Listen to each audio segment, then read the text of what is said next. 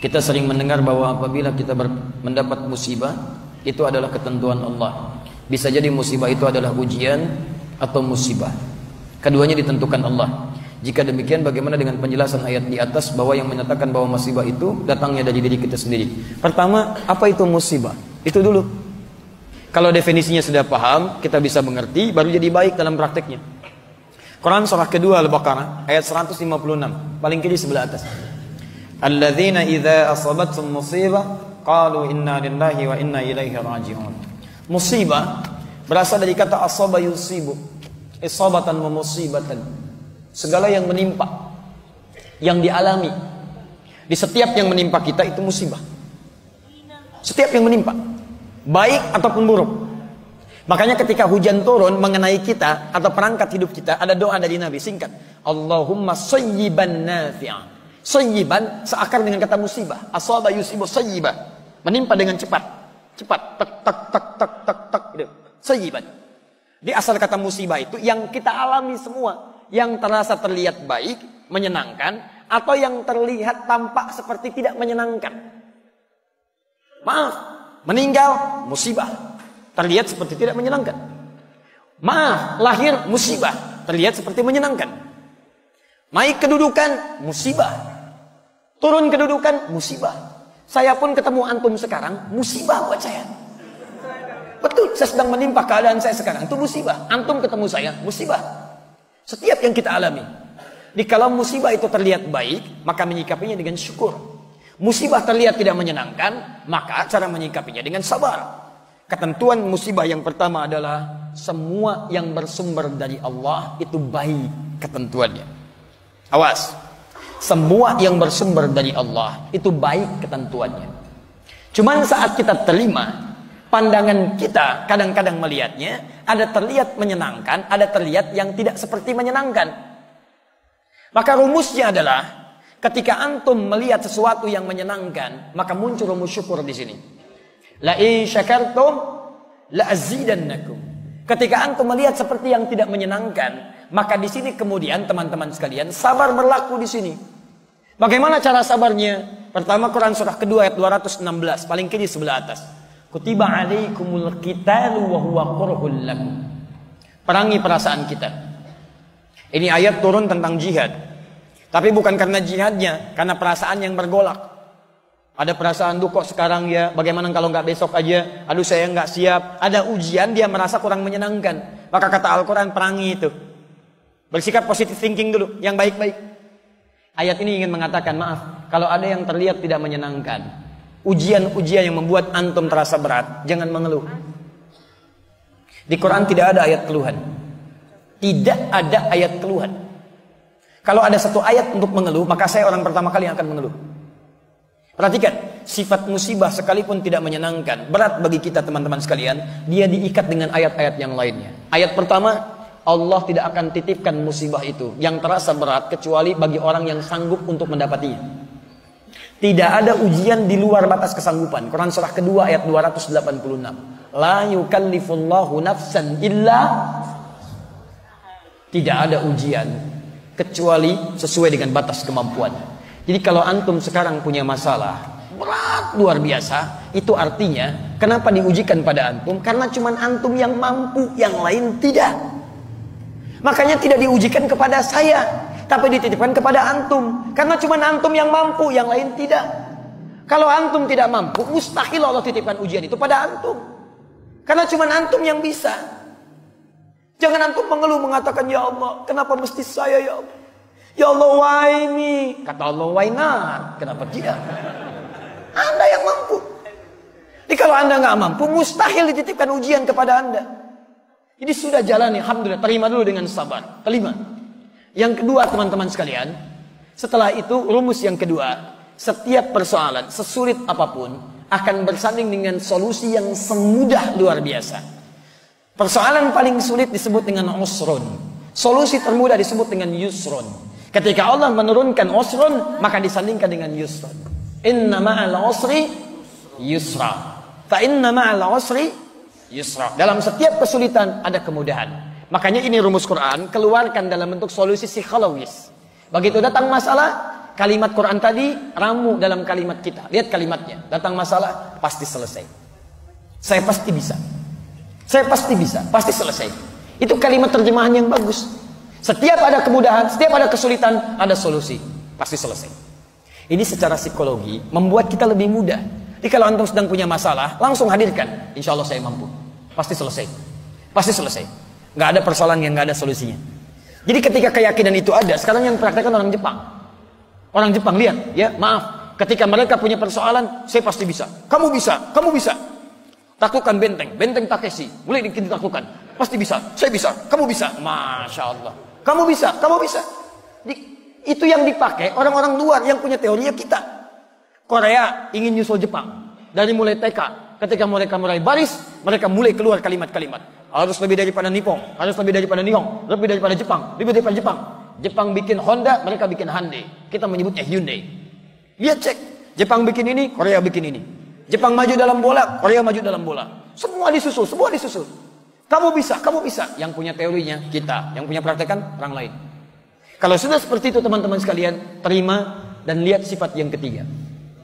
Setiap persoalan ada solusi. Yang ketiga, sifat Allah ingin menjadikan setiap solusi itu mudah kita dapatkan. Quran surah yang kedua ayat 185. Yuridullahu bikumul yusra wa la yuridu bikumul usra.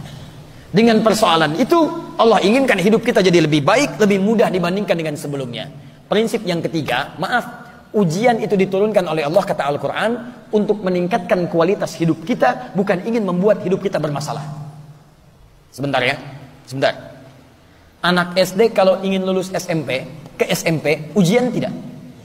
Berarti ujian itu untuk menguji kemampuan dia supaya masuk ke SMP. SMP kalau ingin ke SMA, ujian tidak? Ujian. Ujian itu bukan ingin memberikan beban, tapi ingin meningkatkan pengetahuan supaya pengetahuannya setaraf dengan SMA. Naik. SMA ke kampus demikian seterusnya. Jadi hukum kehidupan kalau ingin meningkat kualitasnya mesti lulus ujian. Saat antum diberikan masalah oleh Allah, itu artinya antum ingin dinaikkan kelasnya supaya lebih tinggi kelas dalam kehidupannya. Makanya ketika manhaj ini hadir dalam kehidupan kita, kalau ada masalah berat, berarti antum ingin diangkat setinggi-tingginya oleh Allah Subhanahu wa taala dalam tingkat yang terbaik dalam kehidupan.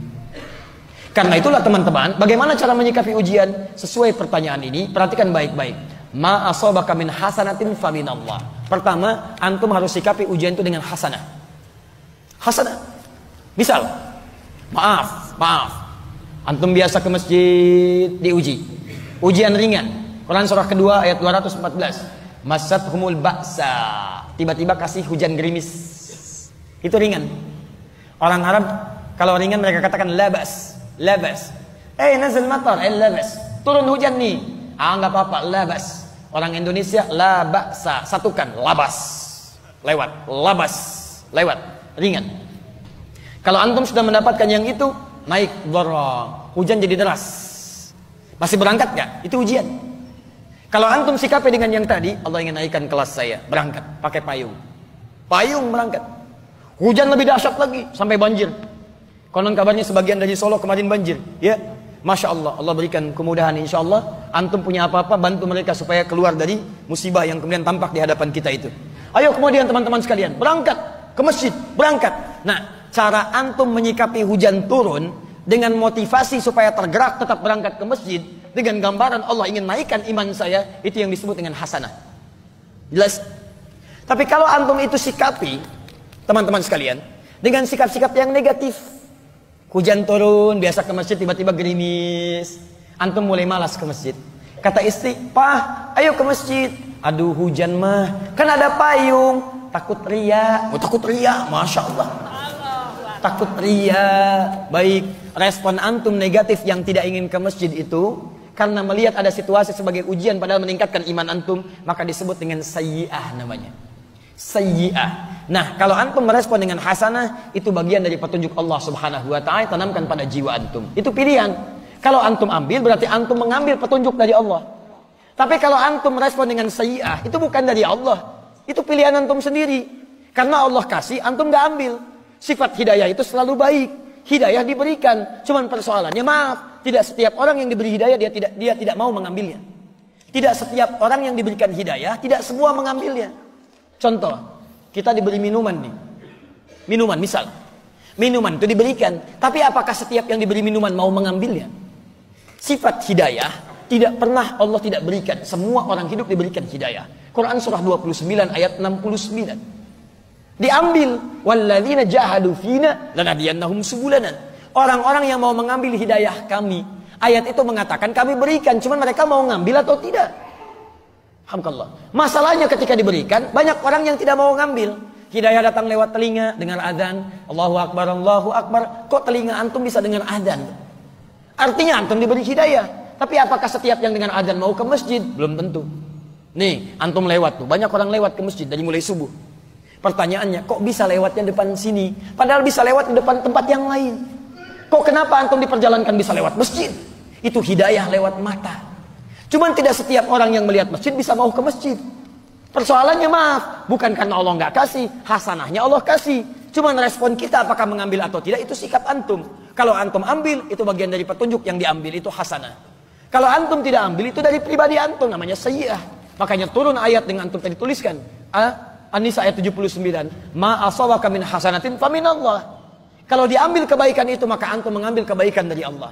Wa ma asawaka min sayyi'atin famin nafsik. Allah sudah kasih kebaikan, antum malah putuskan yang salah, maka itu dari pribadi antum sendiri. Jangan kaitkan kesalahan dengan ketentuan Allah Subhanahu wa taala, karena itu bagian dari pilihan antum berdasarkan ketetapan yang Allah telah tetapkan dalam kehidupan. Paham tentang ayat ini? Sekarang pilihan bagi kita, saya sudah menyampaikan ayatnya, sudah menerangkan hadisnya, sudah menjelaskan konsepnya.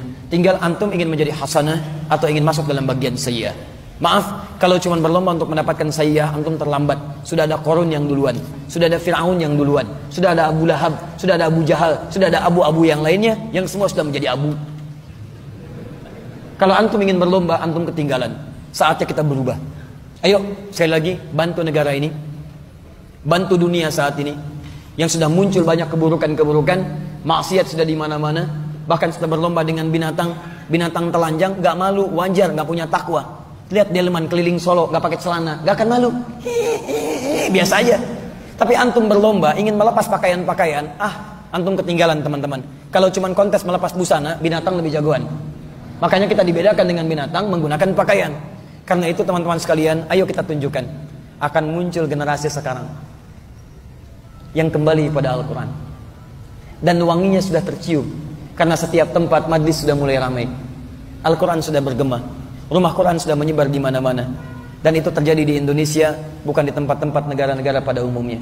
Saya ingin kita tunjukkan pada dunia, kita berikan inspirasi dari Solo, sampaikan pada dunia bahwa subuh ini di Masjid MUI kita kirim sinyal pada dunia melalui stasiun Akhir TV. Mulai hari ini kita akan kembali pada nilai Al-Quran. Kita bantu bangsa kita untuk berubah dengan menerapkan nilai Quran dalam kehidupan kita. Matanya baik, telinganya baik, lisannya baik, ujung kakinya baik. Kita isi masa depan kita.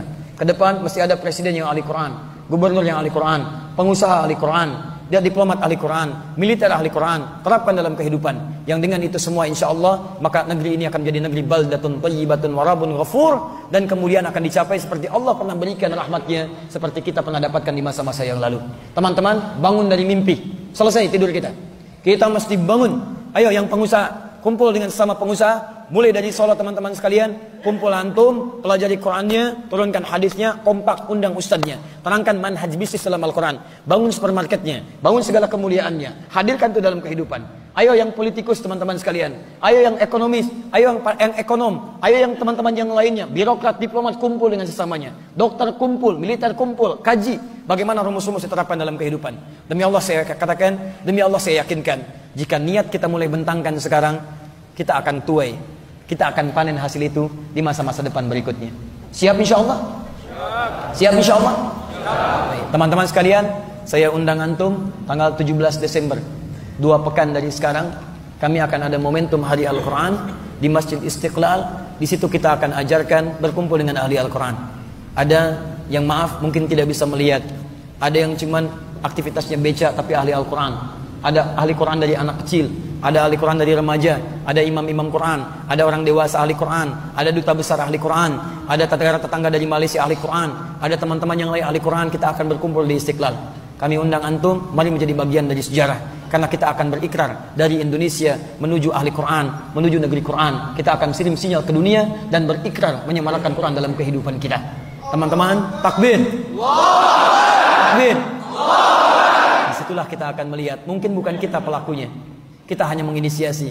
Mungkin beberapa tahun ke depan kita akan menikmati saat kita ada di alam kubur dengan panggilan ya ayat Tuhan nafsul mutmainnah. Pahala itu akan mengalir, surga itu akan dinanti. Kita berlomba, teman-teman yang lain sudah berjihad dengan jihad-jihad sesuai dengan kemampuannya, maka kita berjihad dengan kemampuan kita. Ayo berjihad dengan hartanya, berjihad dengan ilmunya, berjihad dengan tenaganya. Minimal kita berjihad membangkitkan negeri kita ini, sehingga negeri kita ini bangun dari tidurnya jadi negeri yang baik, jadi negeri yang dominan dalam kehidupan kita, insyaallah.